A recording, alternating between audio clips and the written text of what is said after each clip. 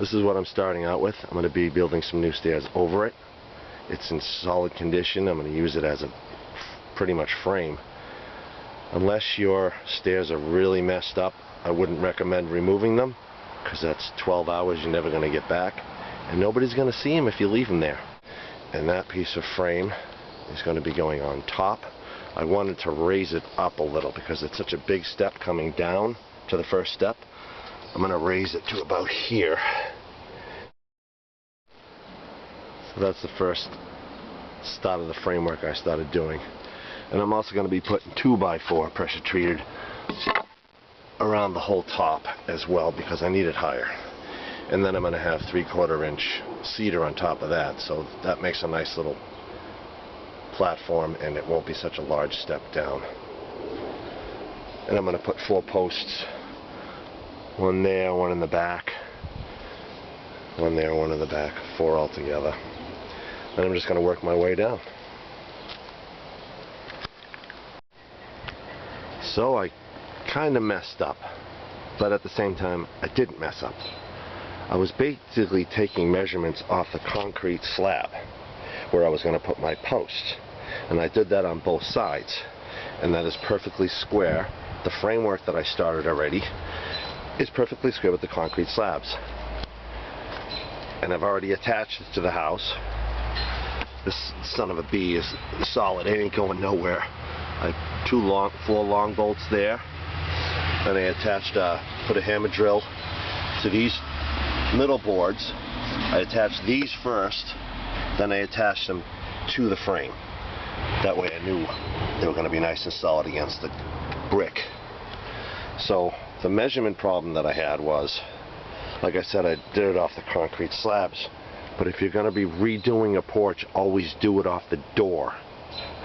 So you measure how many inches you want it off the door. Since I'm making this bigger, that's where I should have started. But it's not a big deal, because all you have to do, if you're 2 or 3 inches off on either side, whatever side it is, you just add a piece like that and you're all set. You don't have to redo everything, you don't have to move everything.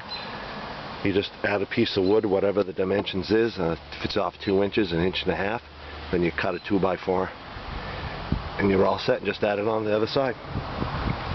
Thank God I figured that out, because I didn't want to move that over 2 inches. Anyways, just a reminder, measure off the door. There is my first tier. Got the posts in, scribed it on there so they were level with the decreasing platform. Pretty easy to do. Check out my other videos, I show you how to do that. Anyways, that's the first tier, and I'm thinking about covering all of this wood with this Vicor stuff. It's supposed to be used for when you put in windows, but I've been covering most of my decks with it, and I'm going to do it with this as well. It'll increase the life of this for sure.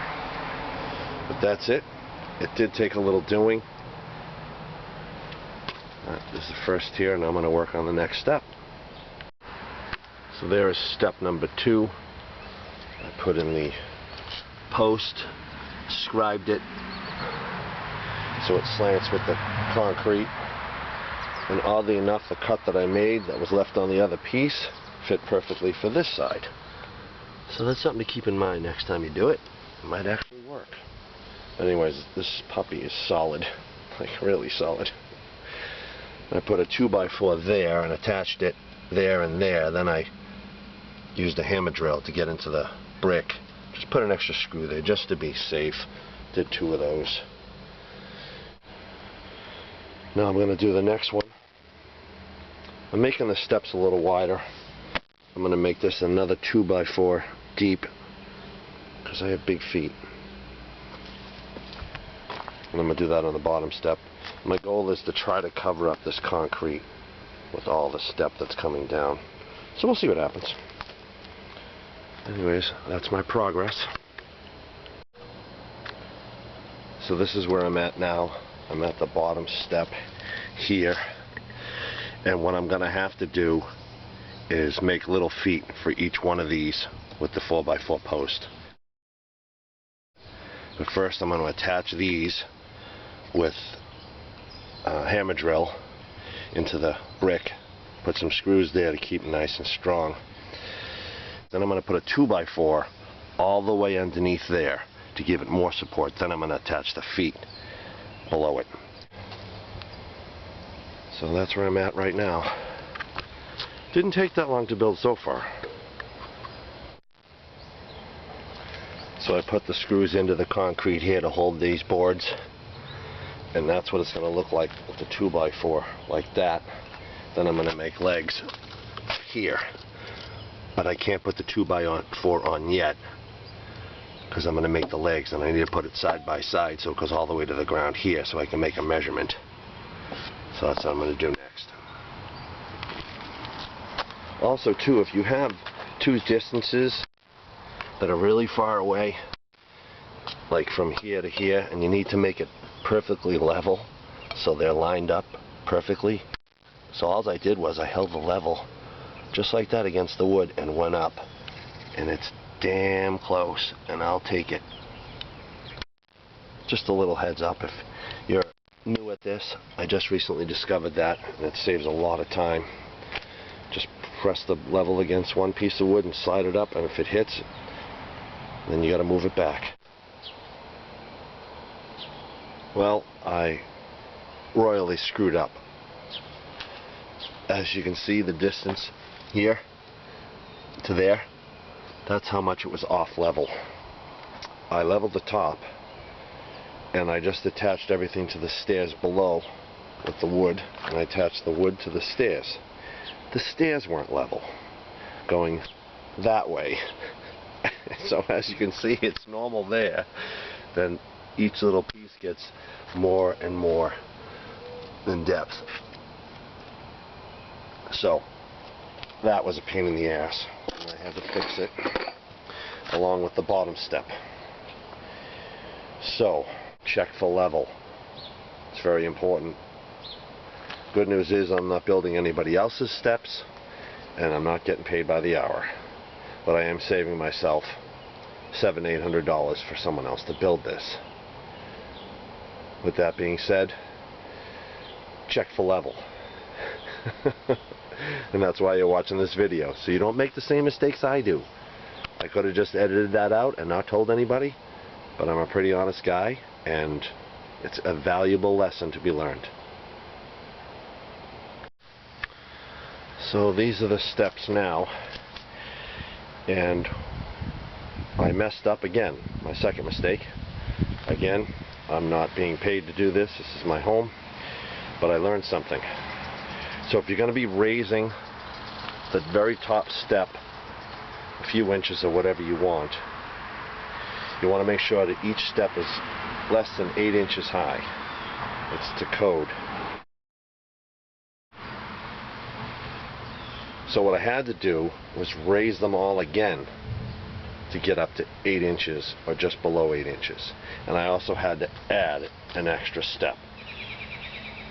All this is a learning process, and with that being said, it's still better than getting a jackhammer and ripping out the old stairs underneath. Now if I had known to put a first step in first, it would have been a lot easier. My measurements would have all been different. And I also put in this, it's not finished yet, but I think it's solid as hell. These stairs are definitely like Fort Knox for sure. But anyways, just incorporate a bottom step that you have to add in yourself. That wasn't originally part of your steps, if you're going to keep the old steps underneath. A little bit of extra time, but it is what it is. That's why you're watching this video, so you don't screw up like I did. Stairs are complete. This is the finished product. I also put the railing on.